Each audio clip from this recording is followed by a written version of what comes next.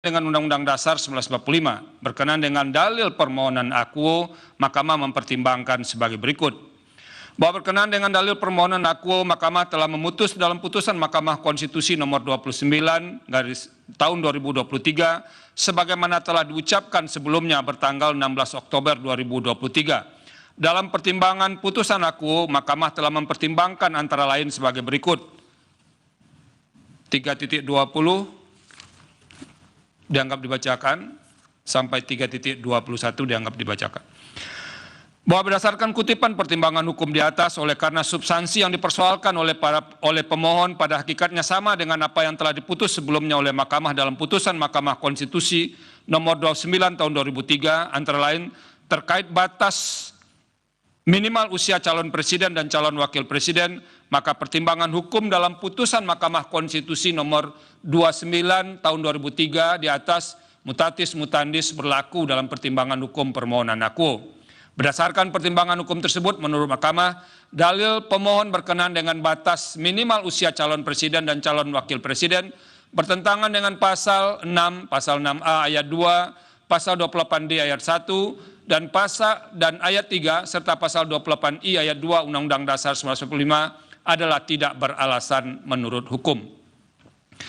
Menimbang bahwa terhadap dalil pemohon yang menyatakan memiliki pengalaman sebagai penyelenggara negara, seharusnya menjadi pengecualian persyaratan batas usia minimal calon presiden dan calon wakil presiden. Mahkamah mempertimbangkan sebagai berikut. Bahwa berkenaan dengan pengertian penyelenggara negara, terdapat sejumlah pengaturan dalam beberapa undang-undang sebagai berikut. Pertama, Undang-Undang 28/1999 tentang penyelenggara negara yang bersih dan bebas korupsi, kolusi, dan nepotisme, mendefinisikan penyelenggara negara sama dengan Undang-Undang 40 tahun 2008 tentang penghapusan diskriminasi ras dan etnis adalah pejabat negara yang menjalankan fungsi eksekutif, legislatif, atau yudikatif, dan pejabat lain yang fungsi dan tugas pokoknya berkaitan dengan penyelenggaraan negara sesuai dengan ketentuan peraturan perundang-undangan yang berlaku.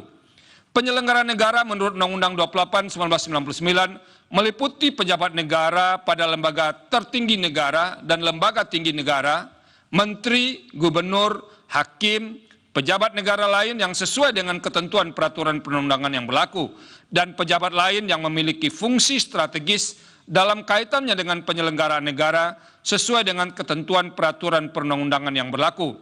Adapun yang dimaksud dengan pejabat lainnya dalam penjelasan Undang-Undang akuo, misalnya Kepala Perwakilan RI di luar negeri yang berkedudukan sebagai duta besar luar biasa dan berkuasa penuh, wakil gubernur dan bupati wali kota. Kedua, Undang-Undang nomor 37 tahun 2008 tentang Ombudsman Republik Indonesia yang mendefinisikan penyelenggara negara adalah pejabat yang menjalankan fungsi pelayanan publik yang tugas pokoknya berkaitan dengan penyelenggaraan negara sesuai dengan ketentuan peraturan perundang-undangan.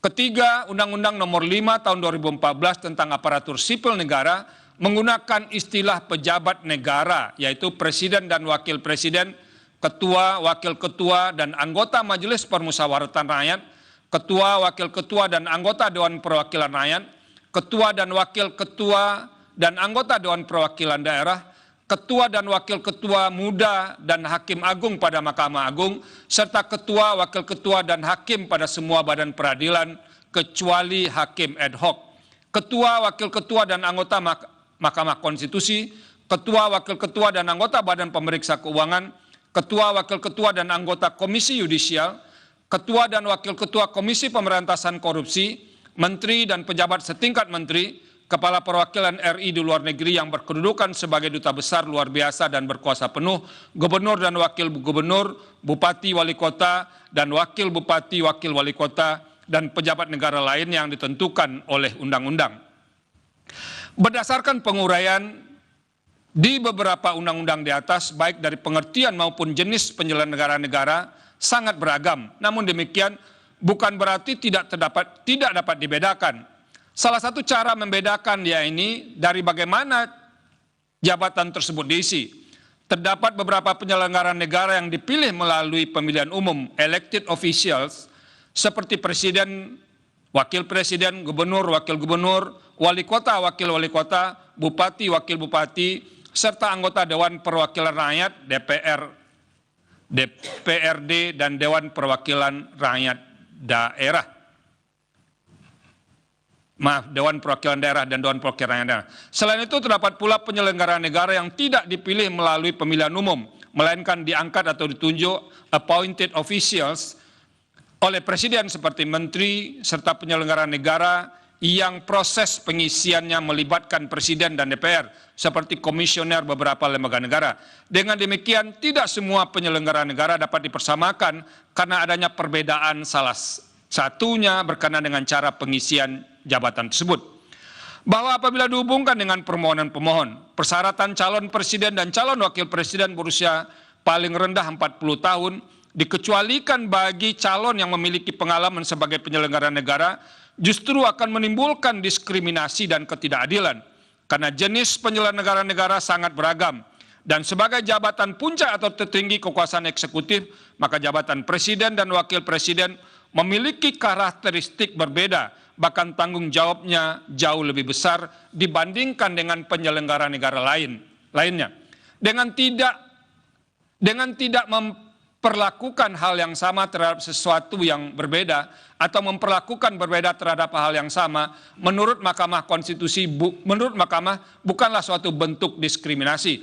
Terlebih lagi, permohonan pemohon tidak membedakan jabatan yang dipilih dan diangkat, namun hanya menyatakan bagi penyelenggara negara tanpa kecuali, sehingga apabila disamakan justru akan menimbulkan ketidakadilan.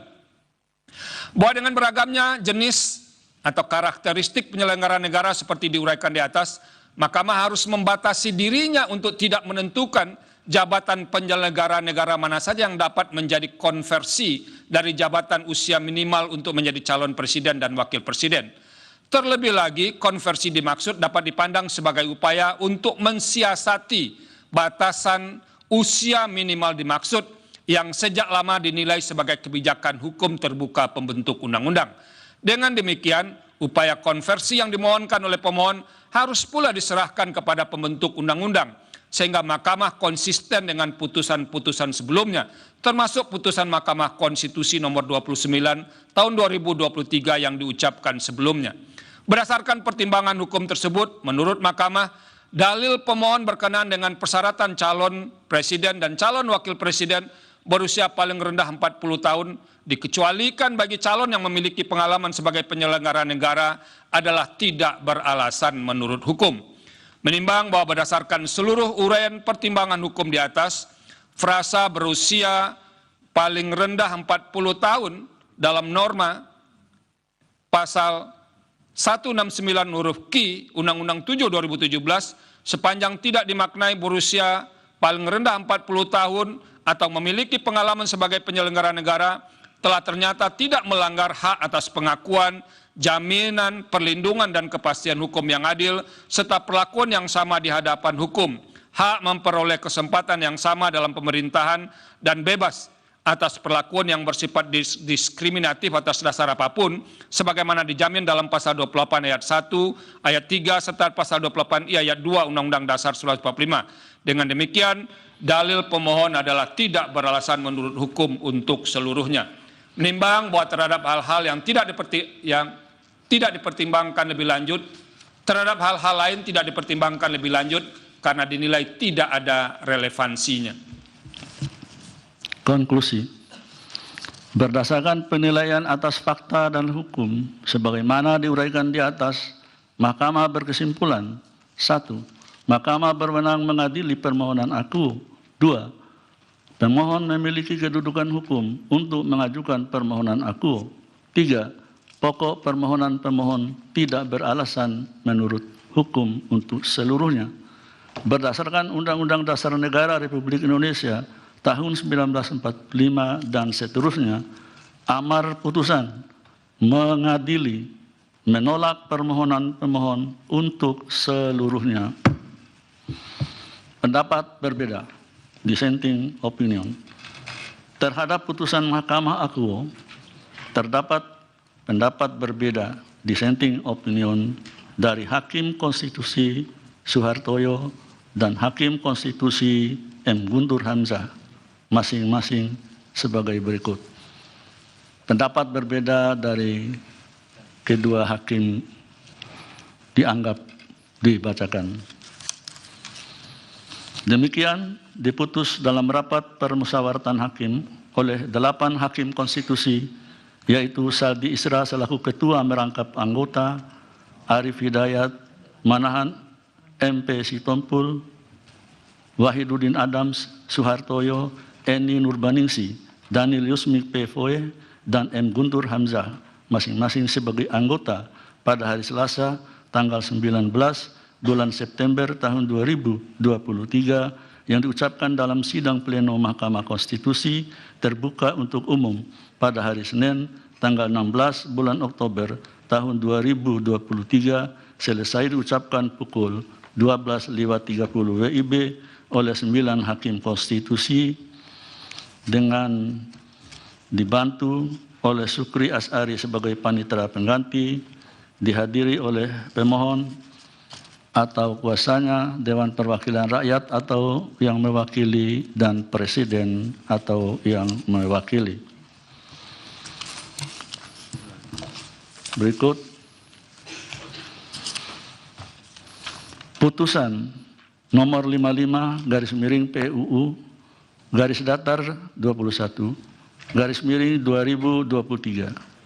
demi keadilan berdasarkan ketuhanan yang Maha Esa, Mahkamah Konstitusi Republik Indonesia yang mengadili perkara konstitusi pada tingkat pertama dan terakhir menjatuhkan putusan dalam perkara pengujian Undang-Undang Nomor 7 Tahun 2017 tentang pemilihan umum terhadap Undang-Undang Dasar Negara Republik Indonesia tahun 1945 yang diajukan oleh 1.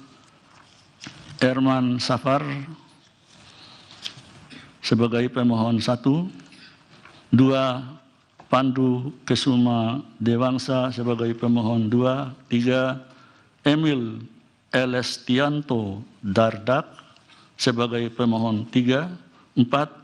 Ahmad Muhdar sebagai pemohon 4, 5.